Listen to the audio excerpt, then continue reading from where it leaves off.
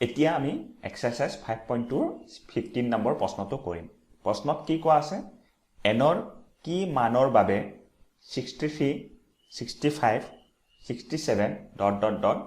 আৰু 3, 10, 17 ... এই সমান্তৰ প্ৰগতিৰ দুটাৰ এনতম পদ দুটা সমান।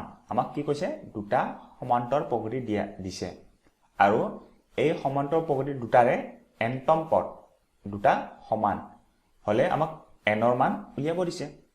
For what value of n are the n terms of two APs 63, 65, 67 and 3, 10, 17 are equal? এতিয়া আমাক দুটা সমান্তৰ প্ৰগতি দিছে। সমান্তৰ প্ৰগতি দুটা কি হয়?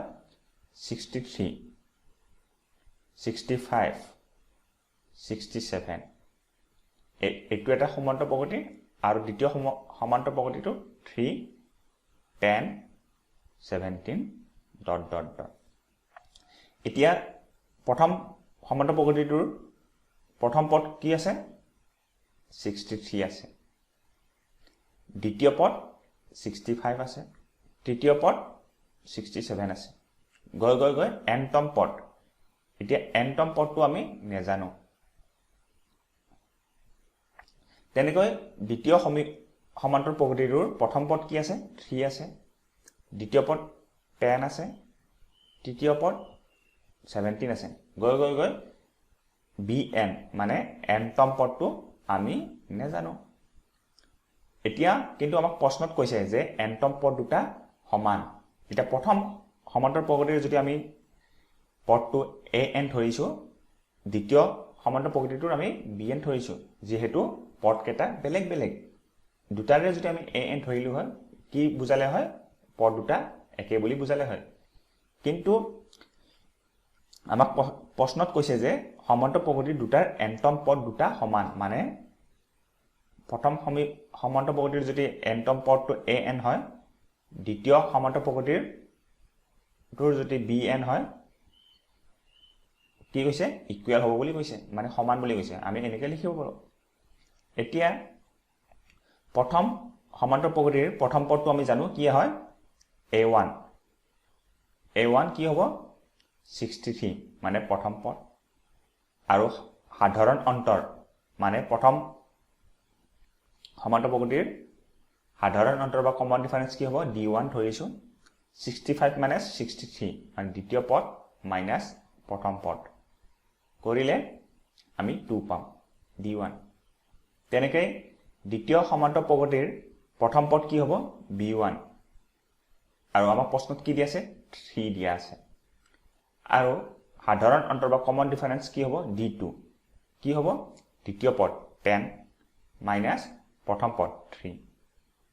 10 মাইনাছ 3 কৰিলে আমি পাম 7। এতিয়া আমাক প্ৰশ্নত কি কোৱা আছে? দুটাৰে এনতম পদ একে সমান, মানে an ইকুৱেল টু bn। এতিয়া anৰ সূত্ৰটো আমি জানো। প্ৰথম পদ a1 plus n minus 1 d। এনতম পদ দুটা যদি একে হয় n আমি একে ল'ব পাৰো। এতিয়া b1 plus n minus 1 whole d2 আমি সাধাৰণ অন্তৰ d2 ধৰিছিলো দ্বিতীয় সমান্তৰ প্ৰগতিৰ, আৰু প্ৰথম সমান্তৰ প্ৰগতিৰ সাধাৰণ অন্তৰ কি আছিলে? d1। এতিয়া আমি a1 কি পাইছো? প্ৰথম সমান্তৰ প্ৰগতিৰ 63 পাইছো, plus n minus 1 whole d1 কি পাইছো? d1 আমি 2 পাইছো। আৰু b1 আমি কি পাইছো? দ্বিতীয় সমান্তৰ প্ৰগতিৰ পৰা 3 পাইছো। আৰু n মাইনাছ 1 হোল d2 কি পাইছো? সাধাৰণ অন্তৰ দ্বিতীয় সমান্তৰ প্ৰগতিৰ পৰা 7 পাইছো। এতিয়া মন কৰা 63 আৰু 3 আছে, আমি এক পিনে লৈ যাম। 63 মাইনাছ 3 লিখিম। তেনেকৈ 7 ইনটু n মাইনাছ 1 আমি এনেকৈও লিখিব পাৰো, n মাইনাছ 1। আৰু ইয়াতে আছে 2 ইনটু n মাইনাছ 1, মানে ইপিনে গ'লে মাইনাছ 2 ইনটু n মাইনাছ 1 হ'ব। হ'লে 63 মাইনাছ 3 কৰিলে আমি 60 পাম। আৰু 7 মাইনাছ 2 কৰিলে 5 n minus 1 লিখিব পাৰোঁ এতিয়া আমি কি কৰিম n minus 1 equal to 60 by 5 60 যদি আমি 5 এৰে হৰণ কৰোঁ আমি কি পাম 12 পাম আৰু n ৰ মান কি হ'ব n equal to 12 plus 1 equal to 13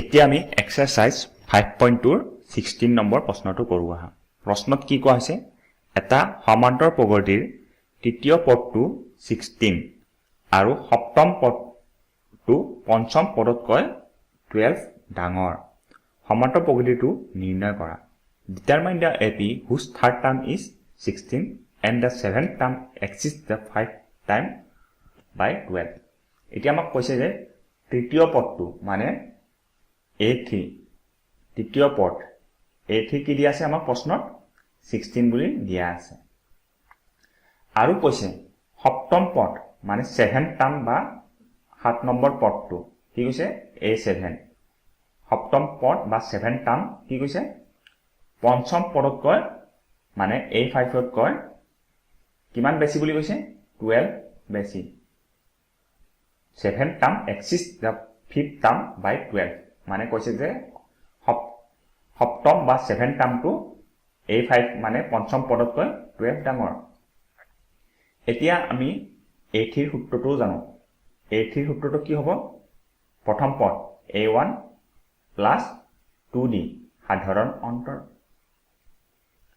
আৰু A7 ৰ সূত্ৰটো জানো আমি A1 প্ৰথম পদ plus 6D সাধাৰণ অন্তৰ বা কমন ডিফাৰেন্স আৰু A5 বা পঞ্চম পদৰ সূত্ৰটো জানো আমি A1 plus 4D হ'ব এতিয়া আমি সূত্ৰকেইটাত বহাই দিম বহালে আমি A1 আৰু D ৰ মান উলিয়াব পাৰিম এতিয়া মন কৰা A7 ৰ জায়গাত আমি কি বহাম A1 plus 6D বহাম আৰু A5 ৰ জায়গাত কি বহাম A1 plus 4D বহাম plus 12 আছে এতিয়া মন কৰা A1 আছে সমান চিহ্নৰ পিনে A1 আছে আমি কাটিব পাৰো কিয় A1 টো সমান চিহ্নৰ বাহতে আহিলে -A1 হ'ব ইপিনে +A1 -A1 কাট খাব ইপিনে 6D আছে 6D লিখিম সমান চিহ্নৰ ৰাইট হ্যান্ড সাইডে কি আছে 4D আছে +4D লেফট হ্যান্ড সাইডে আহিলে -4D হ'ব ইকুৱেল টু আমি 12 পাম পালে 6 - 4D কি হ'ব 2D হ'ব 2D হলে 12 এতিয়া আমি D মান পাম কি পাম 12/2 পাম ইকুৱেল টু কি হ'ব 12 ক আমি 2 ৰে হৰণ বা ডিভাইড কৰিলে আমি 6 পাম আমি D মান কি পালো 6 এতিয়া আমি A1 বা প্ৰথম পদৰ মান উলিয়াব লাগে উলিয়ালে আমি সমান্তৰ প্ৰগতিটো উলিয়াব পাৰিম এতিয়া মন কৰা আমাক A3 কি মান দিয়া আছে 16 দিয়া আছে আৰু A3 সূত্ৰটো কি আছিল A3 A1 plus 2D আৰু A3 বা তৃতীয় পদটো কিমান দিয়া আছে আমাক প্ৰশ্নত 16 দিয়া আছিল আৰু A1 আমি নেজানো উলিয়াম 2 into আমি D ৰ মান উলিয়ালো কি আছিল D ৰ মান 6 আছিল 16 equal to A1 plus 6 into 2 কৰিলে আমি 12 পাম এতিয়া A1 কি হ'ব A1 16 minus 12 হ'ব 16 minus 12 কৰিলে কি হ'ব 16 minus 12 কৰিলে 4 হ'ব এতিয়া আমি A1 মান পালো মানে প্ৰথম পদ 4 হ'ব সাধাৰণ অন্তৰ 6 এতিয়া আমি সমান্তৰ প্ৰগতিটো উলিয়াব পাৰিম যদি প্ৰথম পদটো 4 হয় দ্বিতীয় পদ কি হ'ব 10 হ'ব কিয় 4 প্লাস 6 কৰিম সাধাৰণ অন্তৰ বা কমন ডিফাৰেন্স প্লাস কৰিম 10 ৰ লগত প্লাস 6 কৰিলে কি হ'ব 16 হ'ব 16 ৰ লগত প্লাস 6 কৰিলে 22 হ'ব 22 ৰ লগত প্লাস 6 কৰিলে 28 হ'ব গৈ গৈ গৈ আমি সমান্তৰ প্ৰগতিটো পালো সমান্তৰ প্ৰগতিটো কি হ'ব 4 10 16 22 28 মন কৰা আমি তৃতীয় পদটো 16 পাইছো আৰু আমাৰ প্ৰশ্নটো তৃতীয় পদ 16 দিয়া আছিল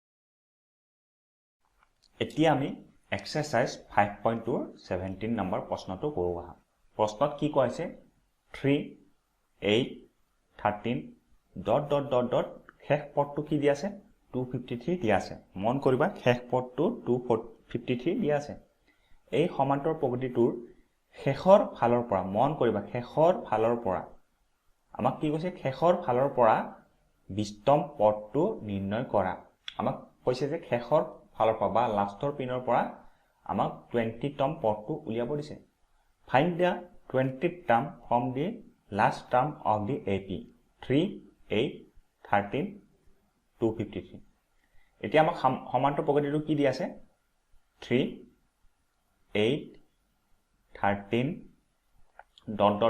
শেষ পদটো কি দিয়া আছে 253 দিয়া আছে প্ৰথম পদটো কি দিয়া আছে 3 দ্বিতীয় পদটো 8 তৃতীয় পদটো 13 গৈ গৈ গৈ এনতম পদ বা শেষ পদটো 253 দিয়া আছে আমি এতিয়া এনৰ মান নেজানো তোমালোকে এনৰ মান উলিয়াবলৈ চেষ্টা কৰিবা নিজে কিন্তু আমাক প্ৰশ্নত এনৰ মান উলিয়াব দিয়া নাই আমাক কৈছে যে শেষৰ ফালৰ পৰা 20তম পদটো উলিয়াব দিছে এতিয়া মন কৰা প্ৰথম পদ প্ৰশ্নটোত কি আছে A1 3 আছে আৰু d ৰ মান আমি কি পাম দ্বিতীয় পদ মাইনাস প্ৰথম পদ মানে 8 minus 3 8 minus 3 কৰিলে 5 পাম কিন্তু আমাক কি কৈছে আমাক কৈছে যে শেষৰ ফালৰ পৰা আমি A1 বা প্ৰথম পদ এতিয়া 3 ল'ব নোৱাৰো কিয় আমাক শেষৰ ফালৰ পৰা মানে শেষৰ ফালৰ পৰা বুলি ক'লে আমি শেষ পদটোক আমি এতিয়া 253 ল'ব লাগিব মানে কি বুজাইছে 253 ক আমি এবাৰ প্ৰথম পদ ধৰি লম কিয় আমাক শেষৰ ফালৰ পৰা 20তম পদটো উলিয়াব দিছে মানে শেষৰ ফালৰ পৰা বা আমি যদি 253 প্ৰথম পদ লওঁ শেষৰ ফালৰ পৰা আমাক 20তম পদটো উলিয়াব দিছে যদি আমাক শেষৰ ফালৰ পৰা লৈছে আমি 253 টোক এতিয়া প্ৰথম পদ লম গৈ গৈ গৈ 13 8 3 আমি এতিয়া 3 নম্বৰ পদ বা 3 পদটো মানে পদ n নম্বৰ পদটো বা 3 আমি নেজানো কিমান নম্বৰ পদ হয় আমাক শেষৰ ফালৰ পৰা 20 পদ দিছে আৰু আমাক দিয়া প্ৰশ্ন মানে সমান্তৰ প্ৰগতিৰ পৰা আমি কি পাইছো সাধাৰণ অন্তৰ 5 পাইছো মানে d ৰ মান 5 পাইছো যদি শেষৰ ফালৰ পৰা চাও তেতিয়া আমি কি পাম d ৰ মান -5 কিয় মন কৰা প্ৰশ্নত 3 8 13 কি হৈছে তোমাৰ পদবোৰ বাঢ়ি গৈ আছে মানে +5 হৈ গৈ আছে কিন্তু শেষৰ ফালৰ পৰা যদি চোৱা তেতিয়া দেখিবা যে 13 -5 হৈছে 13 ৰ পৰা -5 কৰিলে 8 পাম আৰু 8 ৰ পৰা -5 কৰিলে 3 পাম এতিয়া যেহেতু আমি শেষৰ ফালৰ পৰা চাইছো আমি কি কৰিম 253 ৰ লগত -5 কৰিম কৰিলে আমি কি পাম 248 পাম তেনেকৈ 248 ৰ লগত -5 কৰিলে